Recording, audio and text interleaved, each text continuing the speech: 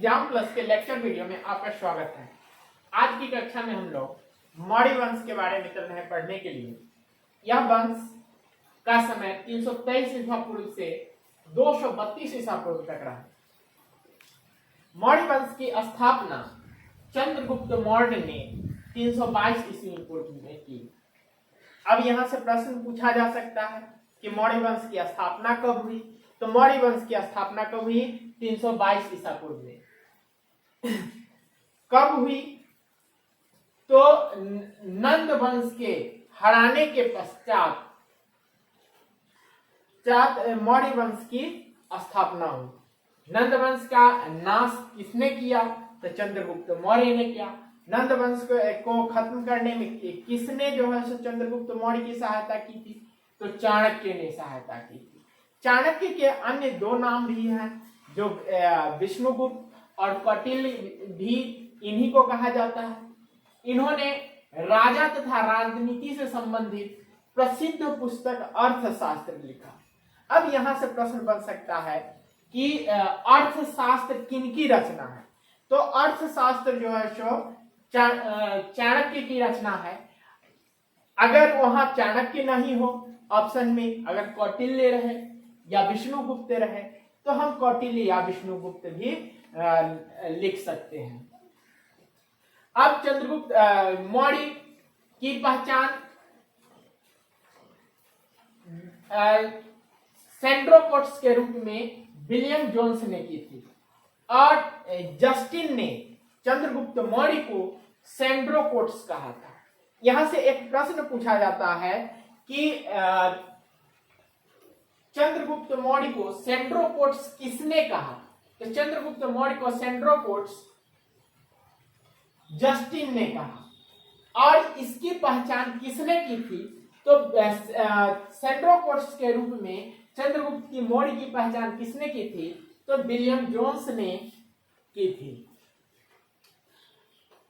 विशाखदत्त की रचना मुद्राक्षस है। अब प्रश्न पूछा यहां से जा सकता है कि मुद्राक्षस किनकी रचना है? तो मुद्राक्षस जो है सो विशाखदत्त की रचना है। चंद्रगुप्त मौर्य को ब्रिसल का शब्द का प्रयोग किया गया है।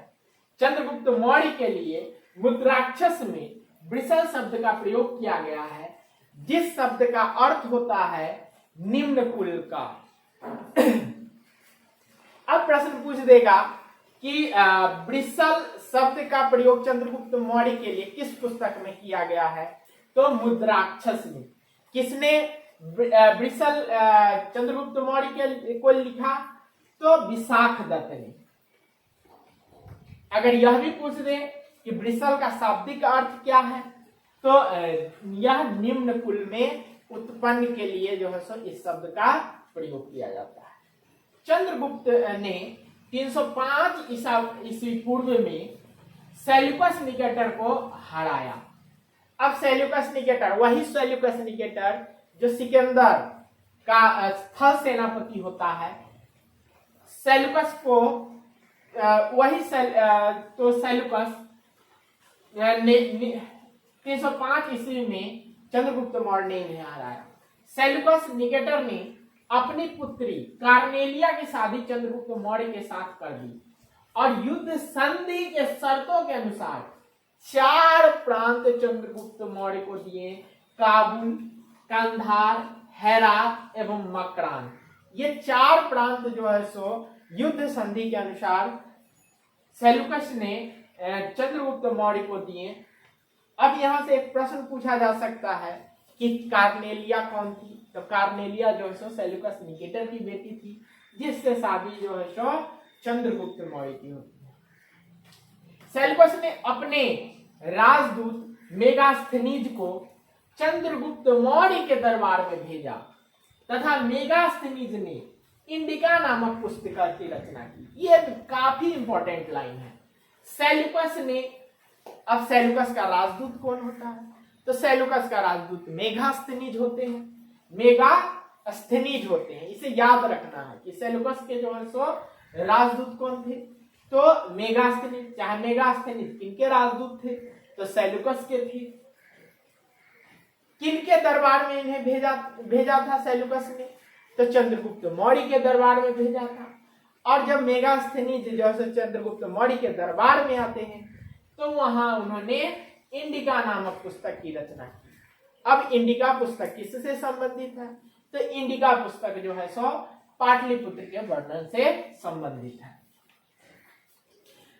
अपने जीवन के अंतिम समय में अब चंद्रगुप्त मौर्य जो है सो जैन धर्म अपना लेंगे। अब यहां से भी प्रश्न पूछा जा सकता है कि चंद्रगुप्त मौर्य किस धर्म के अनुयायी थे? तो यह जैन धर्म के अनुयायी थे तथा इनका जैनी जो गुरु होते हैं वो भद्रबाहु। अब पूछते, यहां से भी प्रश्न बन सकता है कि चंद्रगुप्त मौर्य ने किनसे जैन धर्म की शिक्षा ग्रहण की थी, दीक्षा ली थी? तो इनके गुरु जो है सो भद्रबाहु। अब मेगास्थनीज ने, यहां हमने पढ़ा कि मेगास्थनीज ने इंडिका की रचना की। तो इंडिका, मेगास्थनीज द्वारा जो इंडिका लिखी थी वो जो है सो पाटलिपुत्र का उसमें वर्णन था। अब मेगास्थनीज ने लिखा कि यहाँ पाटलिपुत्र में सम्राट का जनता के सामने आने के अवसरों पर शोभा यात्रा के रूप में जश्न मनाया जाता था। यानी कि जब क्या होते थे कि सम्राट जनता के सामने निकलते थे, जब भी सम्राट जनता के सामने आते थे तो उन अवसरों पे शोभा यात्राएं निकाली जाती थी और जश्न मनाए जाते थे, दिए जलाए जाते थे, लोग जो है सो नाचते थे, गाते थे, ढोल बजाते थे, जश्न मनाते थे। उन्हें एक सोने की पालकी में ले जाया जाता था। जो राजा होते थे सम्राट, उनको सोने के पालकी में जो है सो बैठाया जाता था और उन्हें ले जाया जाता था। उनके अंगरक्षक सोने और चांदी से अलंकृत हाथियों पर सवार रहते थे। कुछ अंगरक्षक पेड़ों को लेकर चलते थे, साथ में पेड़ होता था, लेकर चलते थे और उन पेड़ों पर प्रशिक्षित तोतों के झुंड रहते थे। अब तोते के झुंड जो रहते थे वो सम्राट के सिर के चारों तरफ चक्कर लगाते रहता था। राजा सामान्यतः हथियारबंद महिलाओं से घिरे होते थे। यानी कि उस समय जो है सो सम्राट के जो अंगरक्षक होते थे, अंगरक्षक नहीं अंगरक्षिकाएं होती थी, महिलाएं होती थी जो खास तरीके से प्रशिक्षित होती थी। वह जो है सो जो कि आज के समय के अनुसार कहिएगा कि राजा के बॉडीगार्ड होते थे और जो है सो वो हथियार बंद होते थे। इनके पास में हथियार होता था, वो काफी अधिक प्रशिक्षित होते थे। उनके खाना खाने के पहले, जब उन्हें खाना दिया जाता था तो खाना खाने के पहले उस भोजन को उनके खास नौकर, उनके जो खास नौकर होते थे वो पहले उसे चखते थे। हो सकता है कि उसमें कोई जहर मिलाया हो, कोई नशीले पदार्थ दिए हो, इसलिए जो है सो उस भोजन को पहले किसी खास नौकर को दिया जाता था, फिर उस भोजन को जो है सो सम्राट ग्रहण करते थे। वे लगातार, जो सम्राट होते थे वो लगातार 2 रात एक ही कमरे में नहीं सोते थे। तो यह सुरक्षा के दृष्टिकोण से होता था कि जो है सो राजा किस कमरे में सोया हुआ है, कोई दूसरा राज्य का जो है सो राजा कोई हमला कर दे तो सम्राट मारे जाएंगे, इसलिए जो है सो कमरे बदल दिए जाते थे। हो सकता है कोई गुप्तचर ही हो, कोई गुप्तचर ही जो है सो उस महल में हो, तो वही जो है सो इस बात को बता दे, इसलिए जो है सो प्रत्येक रात को जो है सो राजा का जो है सो कमरा बदल दिया जाता था। पाटलिपुत्र के बारे में अब हम जाने कि पाटलिपुत्र एक विशाल प्राचीर से घिरा हुआ था। इसका क्षेत्र काफी अधिक बड़ा था, जिसमें 570 बुर्ज और 64 द्वार थे। पूछ सकता है कि पाटलिपुत्र में कितने बुर्ज थे? तो इनमें जो है सो 570 बुर्ज और द्वार कितने थे अगर पूछ दे तो 64 द्वार थे। 2 और 3 मंजिल वाले घर भी लकड़ी और कच्ची ईंटों से बने हुए थे। जो 2 मंजिले और 3 मंजिले भवन भी जो बनाए जाते थे वो लकड़ियों के बने होते थे। यहाँ से यह भी प्रश्न पूछा जाता है कि मौर्य प्रशासन में जो है सो घर किस चीज के बने होते थे, तो उस समय जो है सो घर लकड़ियों के बने होते थे। राजा का महल काठ का बना होता था। राजा जिस महल में रहते थे वो लकड़ी का, काठ का, मजबूत लकड़ी का, इमारती लकड़ियों का बना होता था। चंद्रगुप्त मौर्य और सेल्यूकस के बीच हुए युद्ध का वर्णन, जब क्या कहते हैं चंद्रगुप्त मौर्य और सेल्यूकस के बीच युद्ध होता है, इस युद्ध का वर्णन एपियानस ने किया है।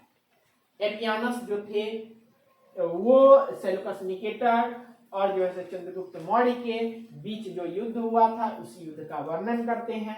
यह भी प्रश्न पूछा जा सकता है कि चंद्रगुप्त मौर्य और सेल्यूकस के बीच हुए युद्ध का वर्णन किसने किया, तो ये एपियानस ने किया था। प्लूटार्क के अनुसार चंद्रगुप्त ने सेल्यूकस को 500 हाथी उपहार में दिए।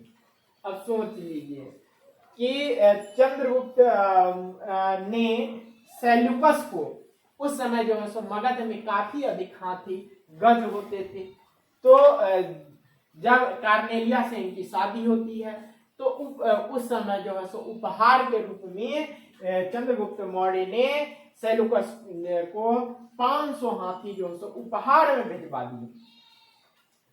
अब चंद्रगुप्त की मृत्यु 298 ईसा पूर्व में सरवनबेलगोला में उपवास द्वारा हुई। उपवास द्वारा इन्होंने अपने प्राण जो है सो संलेखना विधि से जो है सो त्यागा था। ये जैन धर्म में एक क्रिया है जिसमें जो है सो लोग अंजल ग्रहण करके छोड़ करके अंजल जो है सो छोड़ देते हैं और उनकी जो है वो देह त्याग करते हैं, जिसे संलेखना विधि कहते हैं। तो वही चंद्रगुप्त की मृत्यु जो है 298 ईसा पूर्व में सरवनबेलगोला में उपवास के द्वारा हुई। तो आज की कक्षा में हम लोग चंद्रगुप्त मौर्य से संबंधित कुछ मुख्य बिंदुओं को जाने। अगली कक्षा में हम लोग बिंदुसार और अशोक के बारे में पढ़ेंगे।